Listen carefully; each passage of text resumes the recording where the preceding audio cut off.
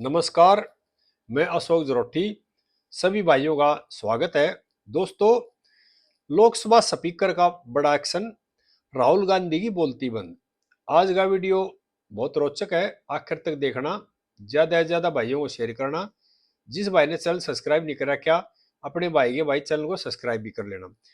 बुधवार को राहुल गांधी ने लोकसभा में जो तमाशा किया ना, माइक को छाती का लगा लिया और ये कह दिया मेरी आवाज को दबा जा रहा है, मेरा माइक बंद कर दिया।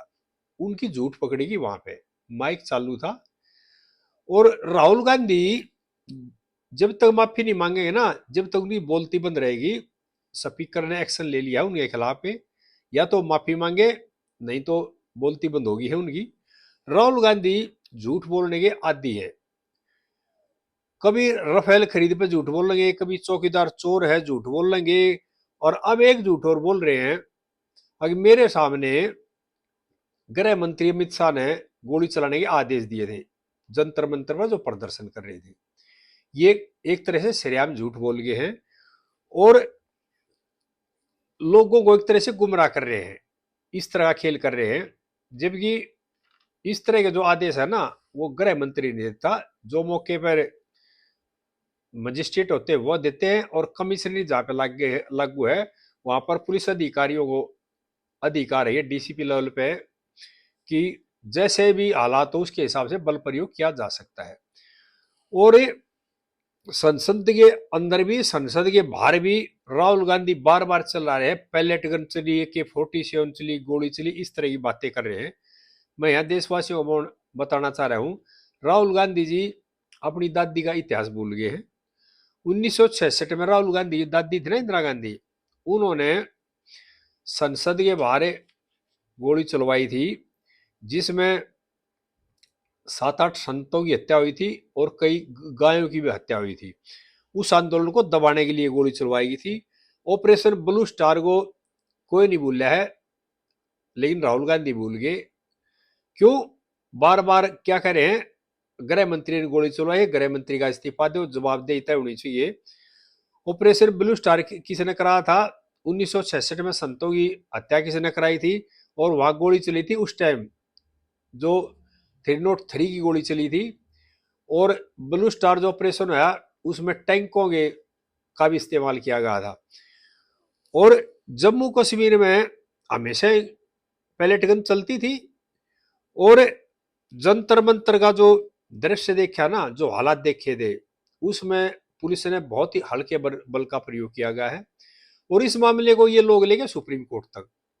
माननीय सुप्रीम कोर्ट ने भी आज ये कहा है, अभी मौके पर जिस बल की जितनी जरूरत होती है, चाहे गैस फायर करानी है या लाठी चार्ज कराना है, ये काम उन अधिकारियों का जो वहां पे देखते हैं, उन्होंने देखना है इस काम को। तो लेकिन जंतर मंतर के मामले को लेकर के राहुल गांधी ये चाह रहे हैं, अभी किसी भी तरह से देश के अंदर ऐसे हालात हो जाए और मैं प्रधानमंत्री बन जाऊं। राहुल गांधी अपने ईगो में इतने मगन हो गए कि उन्होंने ये नहीं पता, प्रधानमंत्री कुर्सी में देश की जनता बैठाती है लोकतांत्रिक तरीका बैठाने का, इलेक्शन जीतो उसके बाद बैठो। लेकिन ये चाह रहे हैं पड़ोसी देशों की नकल करके, अभी बांग्लादेश में, नेपाल में जिस तरह बैठा दिए, इस तरह मैं बैठ जाऊं। ऐसा ही देश में मुमकिन नहीं है। बहुत बड़ा देश है, बहुत बड़ी फौज है, बहुत बड़ी पुलिस है, और छात्रों के कंधों पर बंदूक देख करके ये सत्ता छीनना चाह रहे हैं ना, ये इस देश में मुमकिन नहीं है। मैं यहाँ देशवासियों को एक बात और बताना चाह रहा हूं, जंतर मंतर का जो दृश्य देखा ना, उसके लिए देश की सरकार ने, देश की सेना ने, देश की पुलिस ने बहुत सोचने की जरूरत है और बहुत मेहनत करने की जरूरत है। जंतर मंतर का जो दृश्य था ना, वो गजवाए हिंद है ना, जो इस्लामी बनाने का नारा है इनका।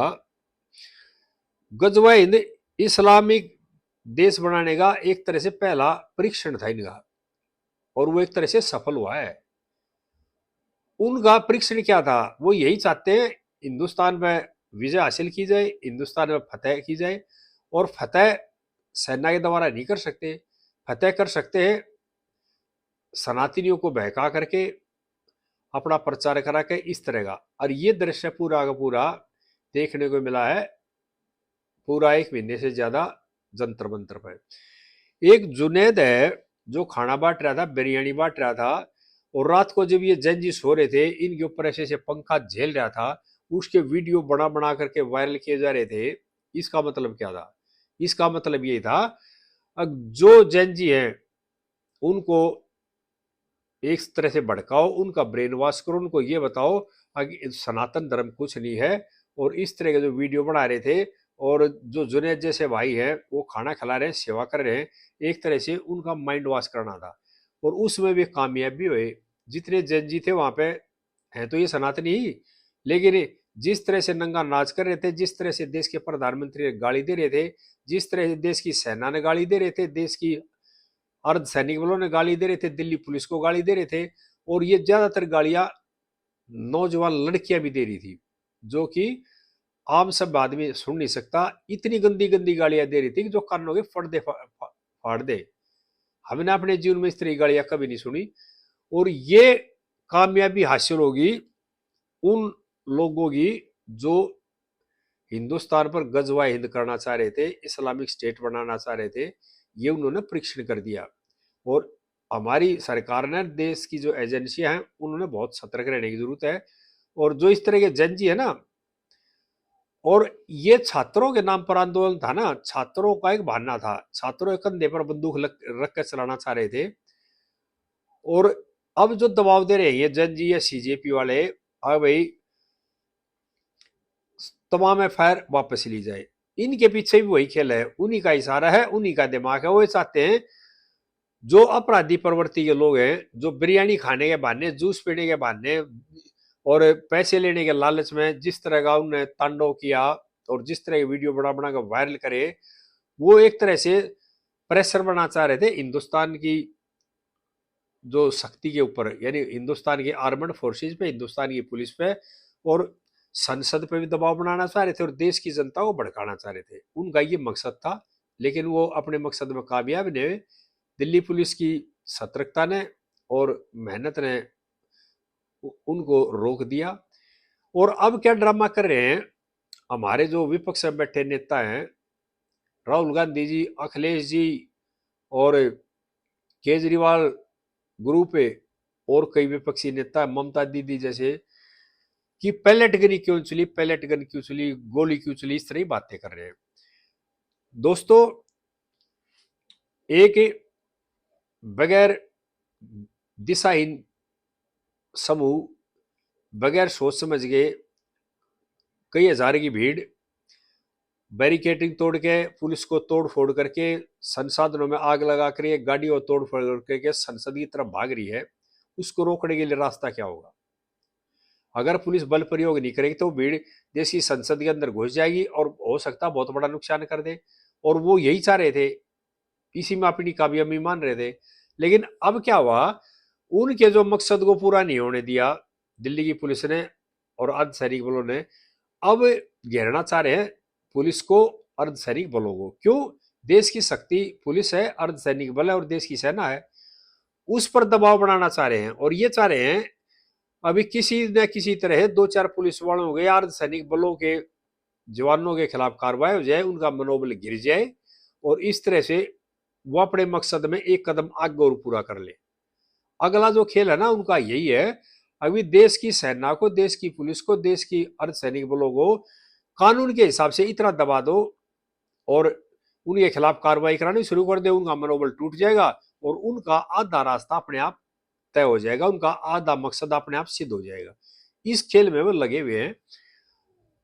और देखो, पहले भी जो सरकारें थी, इस तरह के दंगे होते थे, इस तरह की भीड़ थी जो भड़काती थी, होता तो इस्तेमाल होता था, बैलेट गन का भी इस्तेमाल होता था, गैस गन का भी इस्तेमाल होता था, हल्के बल का प्रयोग होता था। उसका मकसद सिर्फ एक था, शांति व्यवस्था कायम करने की।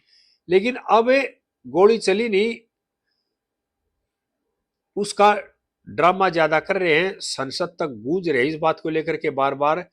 उनकी सरकार के टाइम में जो बातें होती ना, उसको भूल रहे हैं, उसको जनता को बता नहीं रहे हैं।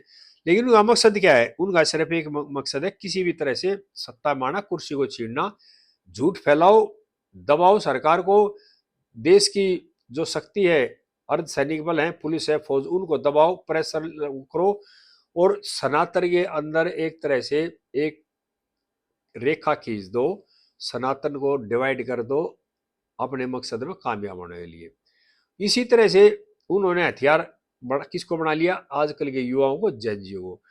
और इसमें जो लोग थे ना, उन्होंने जो बेहूदगी करी, उसमें नौजवान लड़के थे, नौजवान लड़कियां थी, इतनी बेहूदगी और इतनी बेशर्मी करी वो सोच भी नहीं सकता।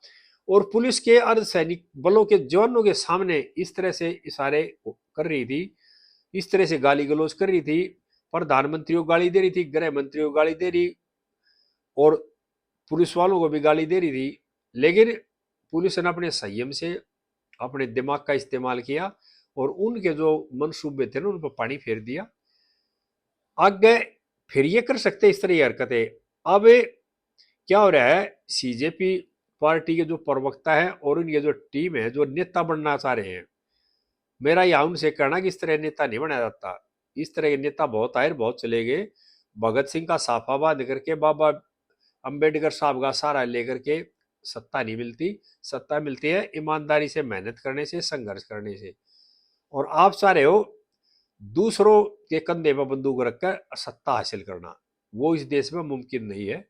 देश की जनता सत्ता उसी को देगी जो जनता का भला सोचेगा, ईमानदारी से काम करेगा, अपने स्वार्थ का त्याग करेगा। और इनके मंसूबे इस देश में पूरे होने वाले नहीं है। इस तरह की बातें आगे फेर शेर करते रहेंगे। जय देशवासियों।